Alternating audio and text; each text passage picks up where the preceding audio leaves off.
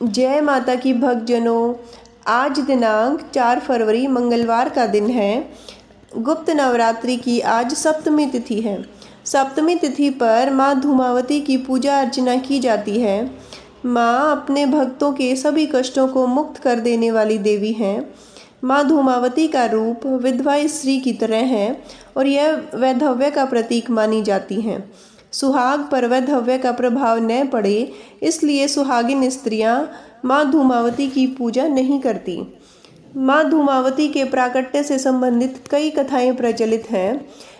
इनमें से एक है, जब माता सती ने पिता के यज्ञ में स्वयं को स्वेच्छा से जलाकर भस्म कर दिया, तो उनके जलते हुए शरीर से जो धुआं निकला, उससे माँ धूमावती का जन्म हुआ। इसलिए वे हमेशा उदास रहती हैं, यानी धूमावती धुएं के रूप में सती का भौतिक स्वरूप है। एक अन्य प्रचलित कथा के अनुसार एक बार माता सती भगवान शिव के साथ हिमालय में विचरण कर रही थी। तभी उन्हें जोरों की भूख लगी। उन्होंने शिव से कहा, मुझे भूख लगी है, मेरे लिए भोजन का प्रबंध करें। भगवान शिव ने कहा, अभी तो कोई प्रबंध नहीं हो सकता है। तब माता सती ने कहा, ठीक है, मैं आपको ही खा जाती हूँ, और वह भगवान शिव को ही निगल गई।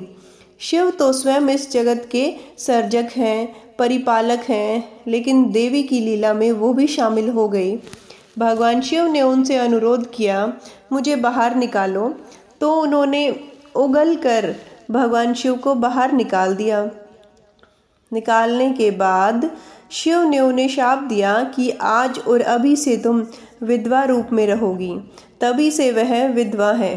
पुराणों में अभिशप्त, भूख लगना और पति को निगल जाना, ये सब सांकेतिक प्रकरण हैं।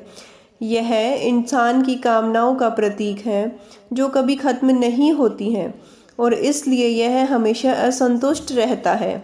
माँ धूमावती उन कामनाओं को खा जाने यानी नष्ट करने की ओर इशारा करती हैं।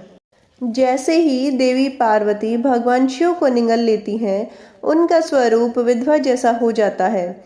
इसके अलावा भगवान शिव के गले में मौजूद विष के असर से माता पार्वती का शरीर धुएं जैसा हो गया। उनकी पूरी काया श्रृंगार विहीन हो गई। तब भगवान शिव ने माता से कहा, आप मुझे निगलने के कारण विधवा हो गई हैं, जिस कारण से आपका एक नाम धूमावती भी होगा। माँ धूमावती का एक रूप धुएं जैसा है। शारीरिक रूप से देवी कुरूप, उबड़ खाबड़ व बेढंगी हैं। विचलित स्वभाव वाली, लंबे कद की, 3 नेत्र वाली तथा श्वेत वस्त्र धारण किए हुए हैं। देवी खुले बालों से युक्त एक वृद्ध विधवा का रूप धारण किए हुए हैं। देवी का व्यवहार अत्यंत ही अभद्र और देवी सदा अतृप्त तथा भूखी प्यासी हैं। देवी काले वर्ण की हैं तथा इन्हें सर्पों और रुद्राक्षों को अपने आभूषण स्वरूप धारण किए हुए हैं। देवी कौओं द्वारा खींचते रथ पर आरूढ़ रहती हैं। देवी का संबंध पूर्णतः श्वेत वस्तुओं से ही है तथा लाल वर्ण से संबंधित वस्तुओं का पूर्णतः त्याग करती हैं। माँ धूमावती की पूजा में प्रयोग की गई सामग्री का उसी दिन विसर्जन कर देना चाहिए। प्रसाद को गौ माता को खिला दें। बचे हुए पुष्प या अन्य सामग्री को जल प्रवाह या मिट्टी खोदकर गड्ढे में दबा देना चाहिए। यह थी माँ धूमावती की कथा। उम्मीद है आप लोगों को पसंद आई होगी। जय माता की।